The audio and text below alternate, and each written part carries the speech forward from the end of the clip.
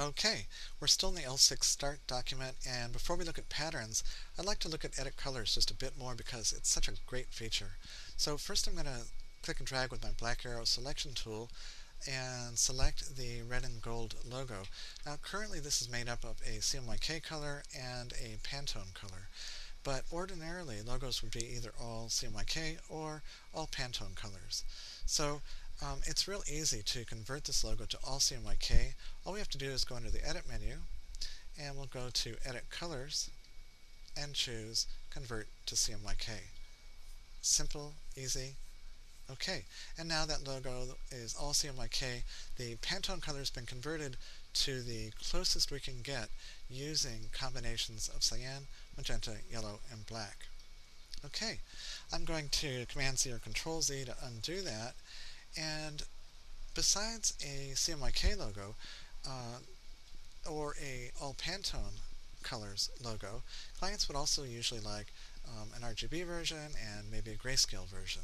So now we're going to convert this to grayscale by going back under the Edit menu to Edit Colors, and we'll just choose Convert to Grayscale, and then go into the Select menu to deselect. Okay, when we look at the logo, we see that the colors have been converted to grayscale, and now we've got that version of the logo. And let's look at the Layers panel right now, and go to and turn on the background layer. We'll click on the eyeball for the background layer, and what we're going to do now is work with patterns a bit. So let's go to the Swatches panel, and we'll go to the Swatches panel library in the lower left-hand corner, and we're going to go down to where it says Patterns, and we're going to choose Basic Graphics, and then we're going to choose Basic Graphics Dots. Okay, so we get a library of patterns, and I'm going to click on the Pattern Library panel menu, and I'm going to sort by, or view by small list view. Okay, so now we can see the names, and I'm going to look for the one that is 10 DPI 60%, and so here it is right here, and when I click on it, it gets added to the Swatches panel. So I can close the library panel, and let's go back here to the Swatches panel. We see that it's been added, but let's go ahead and go to the bottom of the Swatches panel here, and we'll go to where it says Show Swatch Kinds, and let's just switch to Show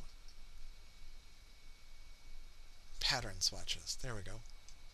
Okay, and we'll go to the panel, Swatches panel menu now, and go to Small List View, and we can see now in the Swatches panel we've got 3 patterns, including that 10 DPI 60% dot pattern. So now we're going to select the star that's in the background with my black arrow selection tool. I'm just going to select that great big star in the background, and then I'm going to click, well, first make sure that my fill indicator is to the front, which it is, and then I'm just going to come up here to the Swatches panel and click on that pattern. There we go. Now that big star in the background has been filled with a pattern, and we want to make sure it has no stroke, so I'm going to hit the letter X to bring the stroke indicator to the front, and then the /, which is the shortcut to none. Okay, so now we've got that object filled with a pattern and stroked with none, and now we're going to scale the pattern inside that object. So we'll come over here and double click on the Scale tool, and you see at the bottom of the Scale dialog box here, we can choose either Objects and Patterns or just one or the other. So we're going to uncheck Objects so that we scale only the pattern inside the object. And let's do a uniform scale of 160%. So I'll type in 160% and hit the Tab key. If we check Preview, we can see that the pattern inside the object has been scaled. So I'm going to go ahead and click OK. And now we're going to change the transparency. So let's go up here to the Transparency panel, and we'll change the opacity to 70%. So I'm going to go ahead and click on the word opacity and type in 70, and then hit the Tab key. And we've changed the opacity on the pattern. And now I'm going to close the appearance panel, and I'm going to go ahead and deselect, go into the select menu to deselect. Okay, now what we'd like to do is make a clipping mask so that that star pattern does not go outside the edges of the background rectangle. But first we have to make a copy of that rectangle to use as the shape of the clipping mask. So I'll go get my black arrow, my selection tool, and I'm going to click on that background rectangle. Okay, now that that's selected, I'm going to make a copy, go into the edit menu to copy, and I'll just go into the edit menu again to paste in front. That means paste in the exact same place that the other one was. Okay, now we've got a copy of the rectangle selected, and I'm going to rearrange it. I'm going to go into the object menu to arrange, and we're going to say bring to front, because the shape that's used as a clipping mask must be in front of any objects that are being clipped. So we'll bring the copy of the rectangle to the front. There we go.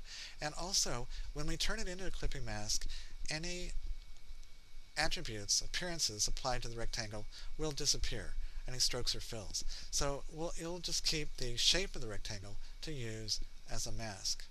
Okay, so I'm going to hold down the Shift key and click on the pattern in the background. Okay, so now we've got the rectangle in front and the pattern behind it, and we're just going to go under the object menu to clipping mask, and let's choose make. There we go, and we'll go into the select menu to deselect, and we have that background pattern just visible inside the clipping mask.